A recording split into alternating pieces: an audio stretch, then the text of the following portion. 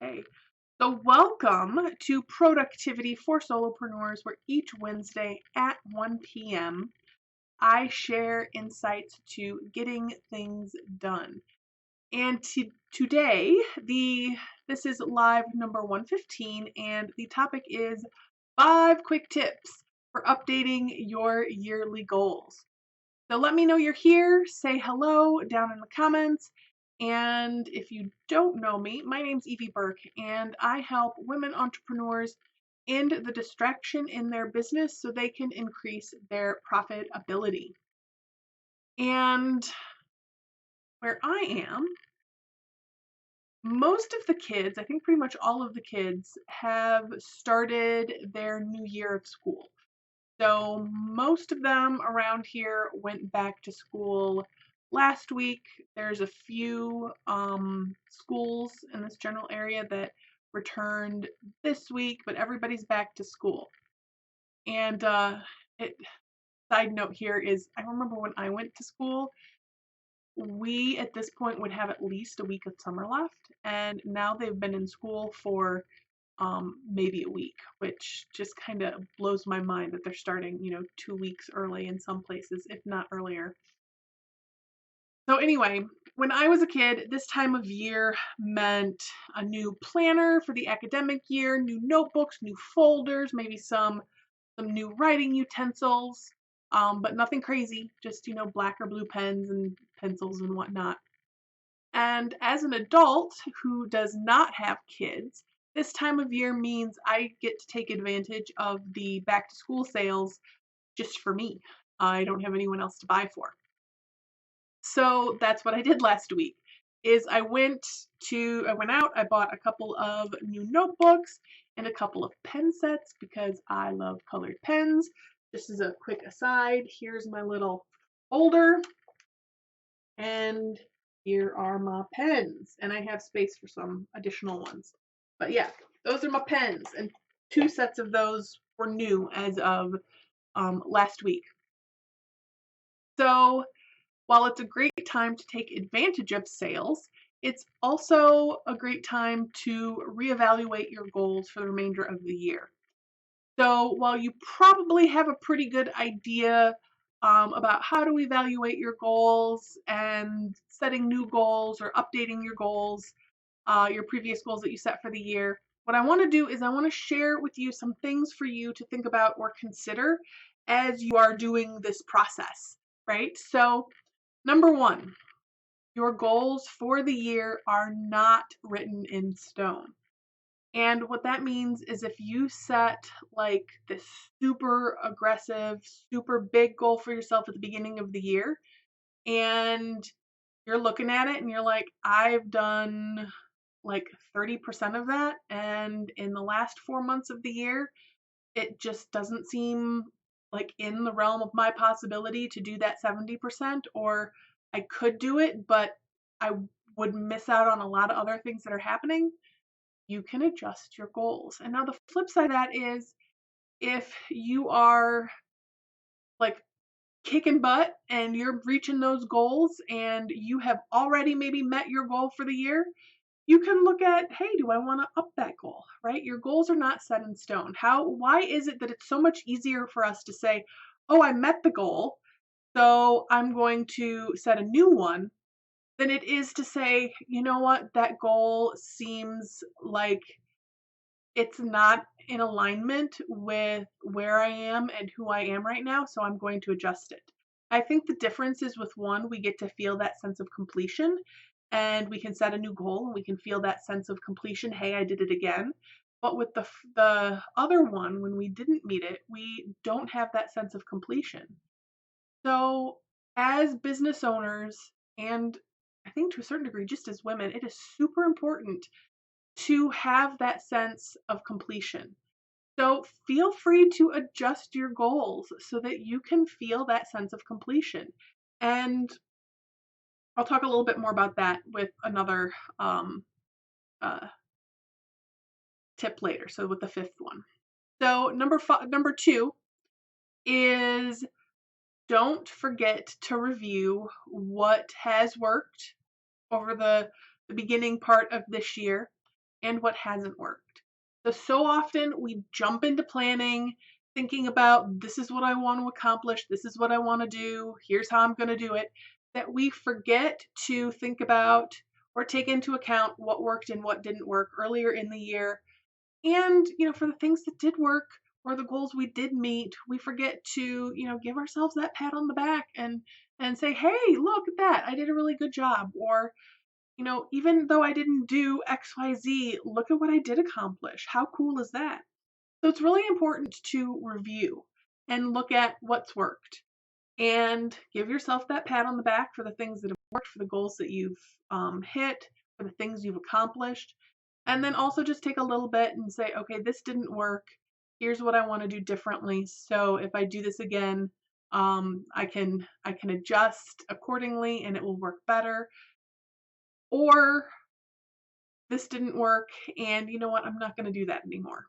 All right. So be sure to review what worked and what didn't work. Number three, is brainstorm. So just spend some time thinking about what would you like to experience or achieve through your business before 2019 ends. And just brainstorm, just write down the ideas, write down the things that pop up. This doesn't mean that you have to complete them. All it means is you're brainstorming, because what can happen is as you're writing down, all of these ideas, one idea leads to another idea, which maybe leads to another idea, and one of those other ideas, that's the thing where you're like, "Oh, yeah, I could do that. That would be so cool. I want to put that on my list to do, before the year ends." And then one of the things that started you down that path, that doesn't end up being the thing. But you need to take that time to brainstorm and to think about, what do I want to achieve, or what do I want to experience in my business or through my business before you can get, you need to think of those things before you can get to the thing that you're really excited about, that really lights you up. All right. And number 4, and my members of the Unnamed Productivity Club, you guys hear this one every single month, and I'm going to share it with everybody here because I think it is so very important. And that is to know the difference between intentions and goals. I define them very specifically because I think it really helps in the goal setting process to have this distinction between intentions and goals, and really can help set you up for some more success. And what intentions are what a lot of people call goals. They're not what I call goals, they're intentions. And intentions are the things that we want to happen, we intend them to happen, but we cannot control them. We are not in charge of the decision. These are things that come through other people's decisions. So this is how much money you want to make. This is how many clients you want to work with. This is how many people you talk to over the course of the day, right? You can intend to call and talk to 5 people. You can intend to work with 2 new clients, next month and set them up this week, or this month. You can intend to make X amount of money in your business. Excuse me. But you cannot force someone to work with you, or you should not force someone to work with you, right? They have to make that decision. So you can intend for those things to happen. However, you can do any number of things that encourage those intentions to happen, to occur. And so those things are called goals. So the goals are how many phone calls you make. So if you know that you want to talk to 5 people, and generally about 10% of the dials that you make result in somebody picking up the phone, then okay, I'm going to have to call probably at least 50 people so that I can talk to 5 people, right? 10% of 50 is 5. And, but maybe you have to call 60 people that day or that week so that you can, probably that week, so that you can talk to those 5 people, right? So the intention is you want to talk with 5 people. The goal might be making 60 dials over the course of a week, right? Your intention is to work with X number of new clients. So the goal might be how many networking events you attend, how many dials you make, how many emails you send out. Like goals are things that you can check off.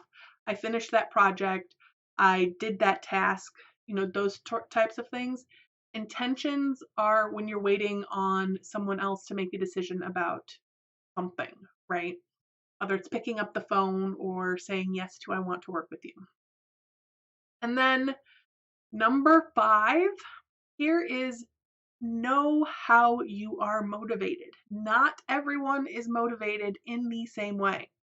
So if you are motivated by big intentions and setting big, huge goals, then by all means, play big, double that intention, double that, or add a 0 to that income intention, make it big, make it huge if that's what motivates you.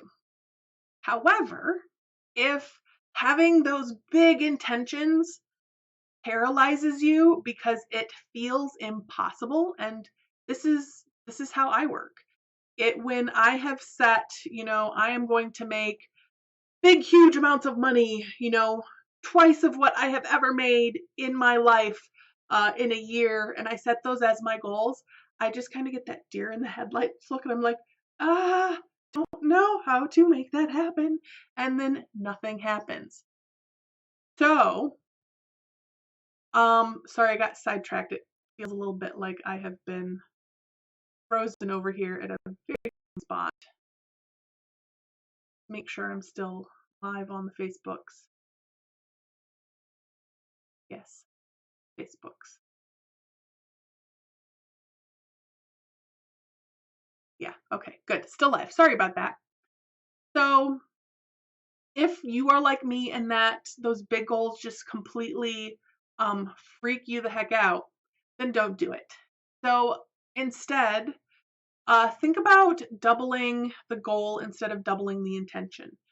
So instead of adding that 0 to the income intention or doubling the income intention, think about doubling the goal. So looking at, I'm just going to close the tab. There we go. So looking at maybe making twice as many phone calls, or going to more networking meetings, also being very strategic about what you're doing and how you're talking about what you're doing, or what you do, not necessarily what you're doing, but what you do, how you work with clients, your business in general, that kind of stuff. What can happen when you double the goal instead of the intention is sometimes you will meet your goal early, which means, let's say it's 3 weeks into the month and you've met your income intention for the month because you've done so much work at the beginning of the month. Fabulous. So now you can decide, am I going to continue to do that amount of work or those things, or are you going to shift your attention to something else because you're happy with where you are? And you can, there's no right or wrong answer there. It's just what works for you. The other thing, and this is what I have experienced this week, or this month rather, is sometimes things happen that kind of throw you off a little bit. You get sick, something unexpected happens. The sickness is what happened to me this last week. So what happens is if you've been doubling the work, then you've already set up your month for doing that much work. And it's easier to adjust to say, okay, I'm not going to be doing this that week because this is what happened. And you're not going to fall behind on your goals because you're still doing so much work. Where if you set a goal and you say, okay, this is what I need to do to meet the goal, and then anything kind of pops up unexpected, then you might feel like you're falling a little bit behind. And then you're at the end of the month going, okay, I need to do like 2 or 3 times the work now so that I can meet this goal. And you can feel a lot of pressure where if you're doubling the work earlier, and you're keeping the goal, reasonable for how, what works for you, then you go into it not feeling that pressure of I have to make this sale, and that can just help things go better. I want to go back to the front part. Let's see. Yeah. So those are the 5 tips. The 5 tips are: know your goals for the year are not written in stone. Don't forget to review and notice what worked and what didn't work. Brainstorm. Know the difference between intention and goals. And 5, know how you're motivated.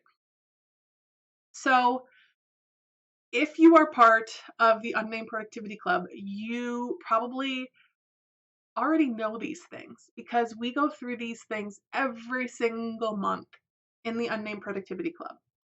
We have a planning meeting for those of you who aren't part of it and are wondering what I'm talking about.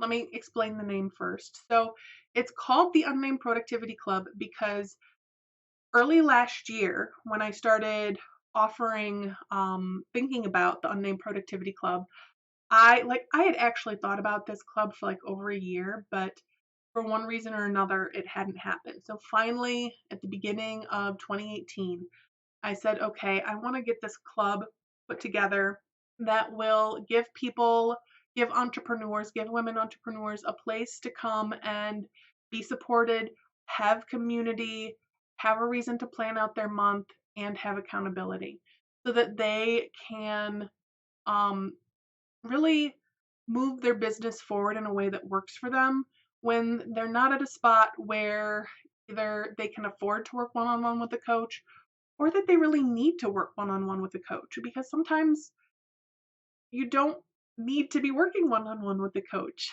right? But you still might need that support and that accountability. And that's why I created the Unnamed Productivity Club. And it's called Unnamed because when I started, like, okay, I'm going to put it out there, I didn't have a name for it. And I spent a couple of days like really thinking about what should I call this? And I had the aha moment, the insight that I could spend the next 2, 3, 4 months trying to come up with the perfect name for this club. And while I was doing that, no one would be helped. Or I could leave it unnamed and start putting it out there, and I could start helping people.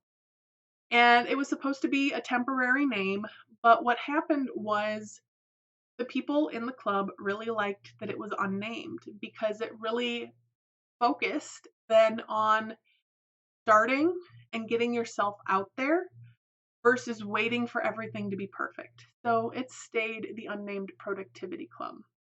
And one of the things we do every single month, and we're going to be doing it next week on Thursday, is I walk everybody through planning the upcoming month. And when we're at the beginning of a quarter, I walk everybody through planning the quarter and planning then the upcoming month based on that quarter. So we will be planning September next week, and we'll talk about intentions and goals and setting goals that reflect how you're motivated, right?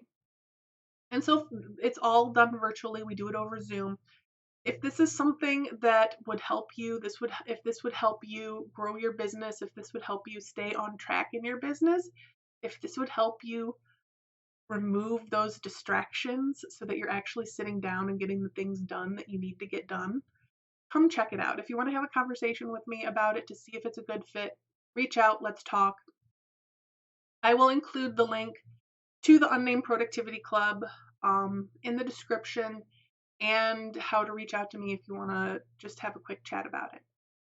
So that is all I have for you today. Until next week, much love. Bye, everybody.